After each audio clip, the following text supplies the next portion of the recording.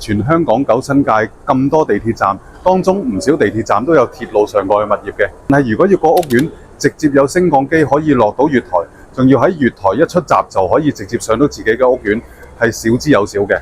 嚟到何文田站，除咗呢個優勢之外，當然唔少得佢嘅校網。我哋今日嚟到何文田，睇睇由華懋集團發展嘅如一啦。好，我哋而家嚟到1B 座嘅18樓 A 室，係一個實用960尺嘅大單位，3房1套連工人套房嘅。我又最中意㗎啦，咁呢度咧可以擠個中間勞空嘅位，咁就可以將啲鞋啊擺晒下邊啊，擺晒啲手機、電話嗰啲咁嘅嘢。跟住呢度上面咧再可以擠啲儲物空間啊咁樣。咁呢個成個單位咧都係長方形，冇斜角、冇圓形嗰啲咁嘅位嘅。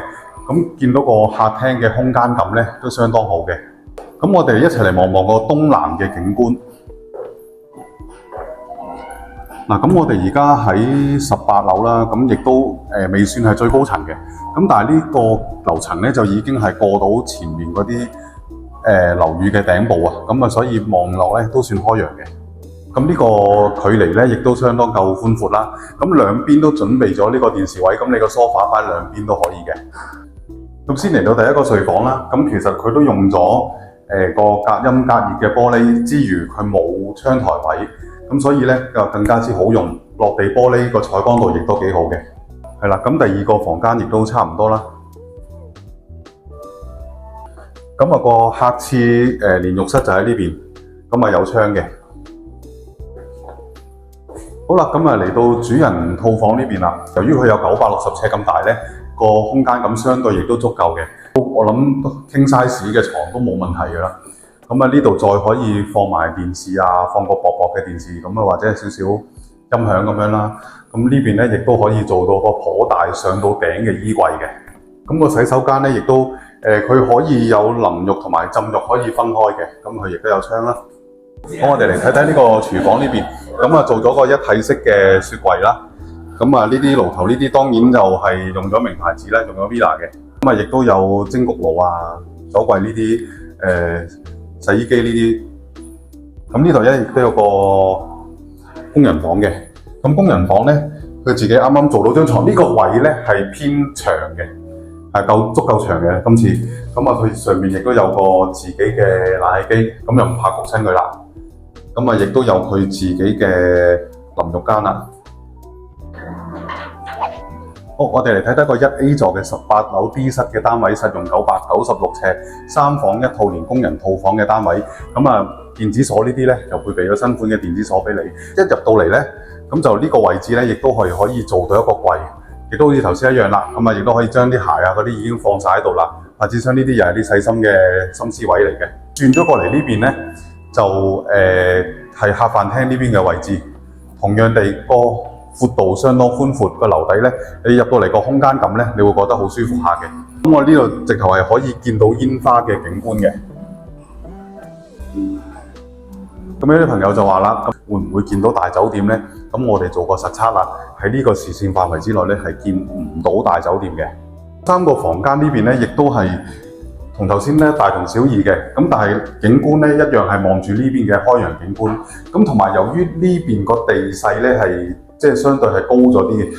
咁但係呢邊嘅建築物咧係更加之會矮啲啦，呢度高啲，咁所以再開揚啲嘅。咁呢啲細房嘅空間都已經係比一般房間比較大啲嘅。係啦，咁我個客廁呢邊都係有窗啦。咁嚟到主人房呢邊，咁呢度咧可以做到一個大嘅衣櫃嘅。咁幾多衫啊、幾多包包啊嗰啲可以放晒喺呢度啦。咁呢度同樣地，個房間你什麼king size嘅床，甚至乎我相信放張圓床都可以。咁呢度咧亦都可以做到一個少少嘅櫃啊，做個投影嘅 screen 咯，我諗都可以啊。咁亦都有個好高嘅私隱度，可以睇到煙花嘅。主人浴室呢邊，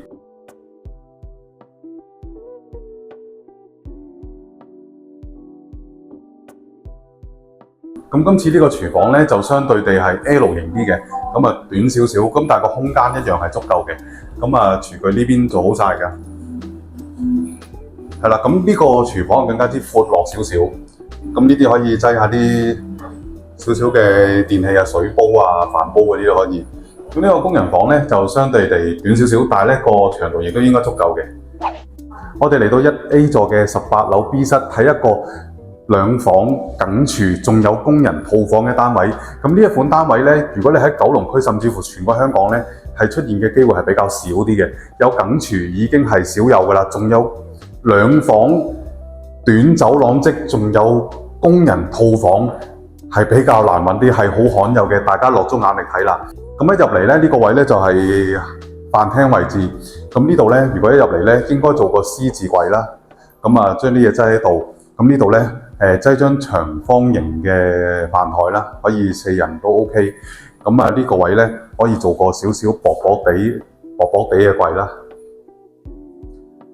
咁呢度咧，無論個空間感，入嚟個顏色呢啲配搭咧，我覺得都係好好嘅。咁啊，呢度客飯廳位置，咁安坐喺梳化喺個單位入邊，亦都係唔需要同人逼，亦都可以睇到呢個煙花海景啦。咁呢個單位點解又罕有呢？咁其實佢個走廊位係好短，咁啊一個位咧已經係串通晒個房間同埋浴室呢一邊。咁啲房間咧個相對地個空間面積都 OK 嘅。咁佢亦都配備咗呢一塊，其實係一塊隔聲玻璃。雖然呢度係樓下已經係馬路，咁但係咧我而家現場呢度咧個聲音係真係非常之靜嘅，即係亦都無需要擔心話咁近馬路，呢度會有啲噪音啊嗰啲嘢，呢度非常之寧靜。咁啊，大部分嘅浴室啦都係有窗嘅。咁啊嚟到大房呢邊啦，咁呢邊可以做個衣櫃，相對地咧個空間感都寬闊嘅。單位細啲，咁個廚房相對地咧個 size 都適中嘅。2房有緊廚，罕有。2房緊廚仲有工人套房咧，真係少有啲嘅。佢用咗個趟門設計，咁啊可以再慳位啲。咁呢度就係佢嘅自己嘅私人浴室啦，都可以全部喺一個位做晒所有嘢嘅嚇。咁佢呢度每個工人房咧，都自己配咗個冷氣機俾佢，即係唔驚個工人姐姐咧會焗親佢嘅。咁呢個咧就佢自己一個睡眠或者係儲物嘅空間啦。咁我哋過到嚟第2座，喺個2B 座25樓 E 室嘅2房單位，實用咧就469尺嘅。咁呢個單位咧，我覺得一入嚟咧都好多細心位下嘅。佢呢度已經做咗我最中意嗰部分啦。咁佢直頭做埋叉電位，咁佢除咗插蘇之外咧，就仲有呢個 USB 頭嘅。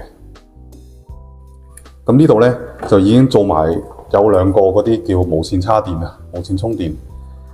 咁咧就做埋鞋櫃噶啦，已經。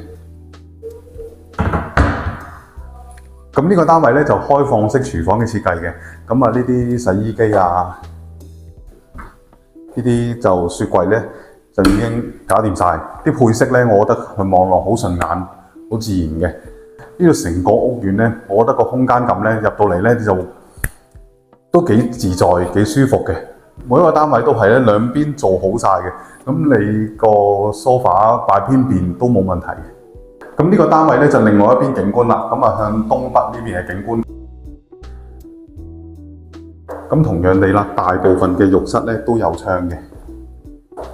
咁呢個睡房咧就都做咗個衣櫃位。咁呢邊個景觀咧就向內街，咁個清靜度咧就更加清靜一啲嘅。最後我哋嚟睇睇個2B 座25樓 C 室，實用522尺嘅2房單位嚟嘅。咁呢個單位咧又有翻緊廚啦。咁啊客飯廳係啦。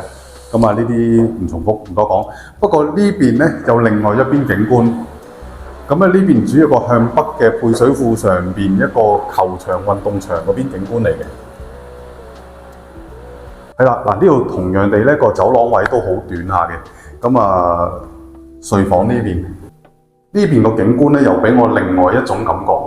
係啊，即係呢邊咧就即係翠綠啲，個市景咧就再開揚啲，再遠啲。嗱咁呢個屋苑真係大部分嘅浴室咧都係有窗嘅。主人房。連個工作平台，好，